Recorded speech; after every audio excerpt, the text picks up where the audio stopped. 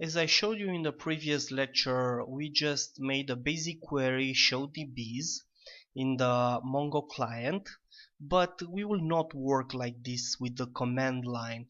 I want to introduce you to Compass, which is a very good graphic user interface for MongoDB, and is going to help us a lot building our website because it has a lot of great features. In order to install it, I repeat, it is free of charge. You need to go again on the official server website, where we downloaded the server, and go here on Compass tab. From the versions, I recommend you to install the first one that is stable. So at this moment is 1.12.5.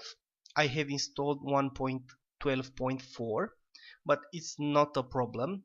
Install the first one stable that you are seeing, not the last one. I wouldn't recommend that because in some situations might be unstable. Okay, so select it, and afterwards be careful again to select your operating system and then hit download.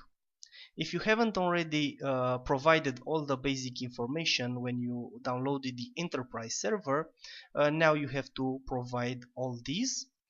I repeat, it's free of charge, then hit submit.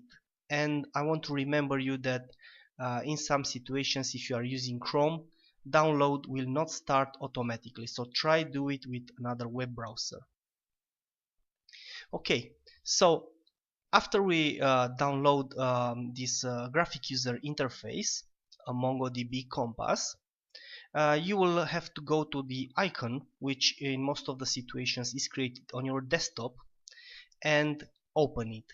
And you might see that on the first running is taking a bit, and after that in the next lecture I'm going to show you how to connect this graphic user interface to our server.